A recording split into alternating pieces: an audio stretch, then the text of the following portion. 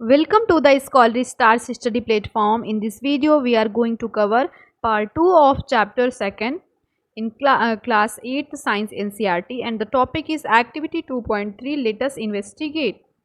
Rinse your mouth with clean water. First step अपने mouth को clean करना है प्योर वाटर से.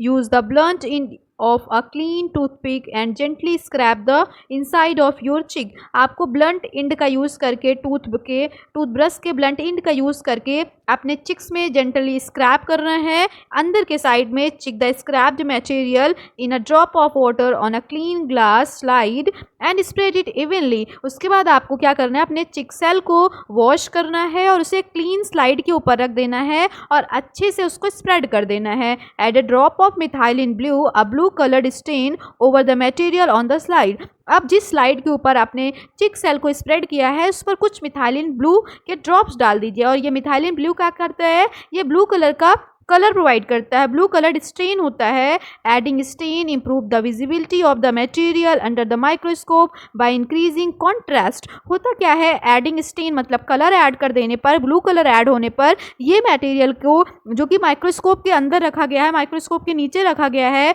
उसके विजिबिलिटी के एरिया को इंक्रीज कर देता है और बेटर व्यू में आपको दिखाता है. After 1 minute, add a drop of glycerine over the material on the slide or to prevent the cell from dried. थोड़े टाइम के बाद 1 मिनट के बाद जिस ग्लास स्लाइड के ऊपर आपने चिक सेल को रखा है उस चिक सेल के ऊपर वो शेल ड्राई ना हो, इसलिए आप ग्लिसरीन थोड़ा सा पोर कर दीजिए. और जब आप ग्लिसरीन पोर कर देंगे उसके तुरंत ही बाद सावधानी से आप उसको कवर स्लिप से कवर कर देंगे मटेरियल को. और जो एक्सेस में ग्लिसरीन होगा, जो एजेज पर इधर उधर स्प्रेड हो जाएगा, उसे आप ब्लोटिंग पेपर का यूज़ करके वाइप कर देंगे और क्लीन कर देंगे. Observe the slide. अब देखा जाए तो आपकी स्लाइड रेडी हो गई है. अब स्लाइड को आप माइक्रोस्कोप के नीचे रखिए और ऑब्जर्व करिए, जो भी डायग्राम दिखे आप उसे अपने नोटबुक में ड्रॉ करिए. आपने क्या ऑब्जर्व किया, आपने ऑब्जर्व किया एक पॉलीगन टाइप का, पॉलीगन शेप का स्ट्रक्चर जो कि दिख रहा होगा आपको फिगर 2.4 में. फिगर 2.4 में जो स्ट्रक्चर है पॉलीगन टाइप का, कुछ इस तरीके का स्ट्रक्चर आपको दिखाई देगा. ये चिक सेल्स हैं. ये स्ट्रक्चर्स किसकी हैं, चिक सेल्स की हैं, जो कि आपके माउथ की इनर लाइनिंग को फॉर्म करती है. क्वेश्चन है कि आपने जो एक्टिविटी 2.2 किया जिसमें अनियन पील आपने लिया था, जो आपकी एक्टिविटी 2.3 हुई जिसमें हमने ह्यूमन चिक सेल पे एक्टिविटी करी, इन दोनों में क्या सिमिलरिटी है और दोनों में क्या डिफरेंस आपको देखने को मिला. यू हैव ऑब्जर्व दैट, आपने ऑब्जर्व किया कि सेल हैव 3 मेन पार्ट. चाहे प्लांट सेल हो चाहे एनिमल सेल हो, दोनों में ही 3 मेन पार्ट्स होते हैं. Outer layer is called, animal cell की बात करें तो आउटर लेयर जो होगा उसे सेल मेम्ब्रेन कहेंगे. और the round structure in the middle is nucleus. और हर सेल के मिड में जो राउंड कलर का स्ट्रक्चर होता है उसे आप न्यूक्लियस बोलते हो. ये एक थिन मेम्ब्रेन से कवर होती है. बात करें कि the space between the cell membrane and nucleus is filled with cytoplasm. हर सेल मेम्ब्रेन और न्यूक्लियस के बीच में जो फ्लूइड फिल होता है उसे आप साइटोप्लाज्म बोलते हो. ये 3 स्ट्रक्चर्स हो गए.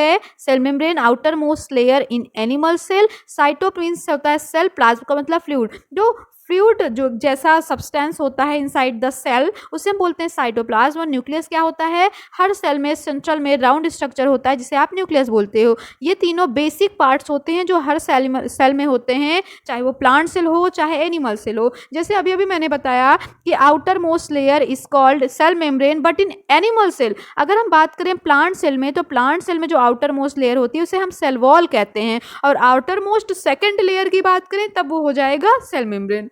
What is the importance of these structures in a cell? आखिर सेल वॉल हो, न्यूक्लियस हो, साइटोप्लाज्म हो या सेल मेम्ब्रेन हो, इनकी ज़रूरत क्या है, इनका इंपॉर्टेंस क्या है, ये क्या फंक्शन हमारी बॉडी में परफॉर्म करते हैं. Are these function important for the maintenance of the life. क्या हमारे लाइफ को मेंटेन रखने के लिए, प्रॉपर रन कराने के लिए या ये सारे फंक्शन होना ज़रूरी हैं. The cell membrane includes the cytoplasm and nucleus. अब हम बात करेंगे फंक्शन की तो हम पढ़ेंगे कि सेल मेम्ब्रेन जो होता है वो साइटोप्लाज्म और न्यूक्लियस को क्लोज करके रखता है, कवर करके रखता है. साथ ही जो सेल मेम्ब्रेन होता है वो एक सेल को दूसरे सेल से सेपरेट करके भी रखता है. ये पोरस होता है. पोरस होने की वजह से जो भी इंपॉर्टेंट सब्सटेंस होते हैं वो इजीली बॉडी में अंदर लाइफ के प्रोसेस को रन कराने के लिए इंटर कर जाते हैं और जो वेस्ट मटेरियल होते हैं वो बॉडी से बाहर निकल जाते हैं। ये बात हुई सेल मेम्ब्रेन की। सेल मेम्ब्रेन के फंक्शन में आपने बताया कि ये साइटोप्लाज्म और न्यूक्लियस को कवर करके रखता है। सेल मेम्ब्रेन हर सेल को दूसरे सेल से सेपरेट करके रखता है। नेचर में पोरस होता है जिसकी वजह से लाइफ प्रोसेस को रन कराने के लिए जो भी एसेंशियल एलिमेंट्स की नीड होती है वो इजिली इंटर कर जाते हैं और जो वेस्ट मटेरियल होते हैं वो बॉडी से बाहर निकल जाते हैं। Cytoplasm contain other components of the cell. हमारे साइटोप्लाज्म में बहुत सारे अदर कंपोनेंट भी होते हैं। फॉर एग्जांपल कार्बोहाइड्रेट होता है, प्रोटीन होता है, फैट होता है, मिनरल होते हैं और सॉल्ट होते हैं। बहुत सारे लाइफ के process, most of the life process take place within the cytoplasm. हमारे लाइफ के बहुत सारे प्रोसेस साइटोप्लाज्म के अंदर होते हैं। अब बात करें अगर न्यूक्लियस की कि न्यूक्लियस क्या फंक्शन परफॉर्म करता है, तो हमारे सेल में जितनी भी एक्टिविटीज होती हैं उनको रेगुलेट करने वाला होता है न्यूक्लियस, इसलिए इट ऑल्सो रेगुलेट्स ग्रोथ। साथ ही हमारे ग्रोथ को भी रेगुलेट करता है। बात करें सेल वॉल की तो ये प्लांट में प्रेजेंट होता है जो कि रिजिडिटी प्रोवाइड करता है, हार्डनेस, स्ट्रेंथ प्रोवाइड करता है प्लांट को। This is why all cell are arranged compactly with each other and look firm in structure. Cell wall की वजह से हमें दिखता है कि जितने भी प्लांट के सेल्स हैं वो आपस में कॉम्पैक्टली बहुत कंजस्टेड वे में अरेंज्ड हैं और दिखने में हमें बहुत स्ट्रॉन्ग और फर्म दिखाई देते हैं।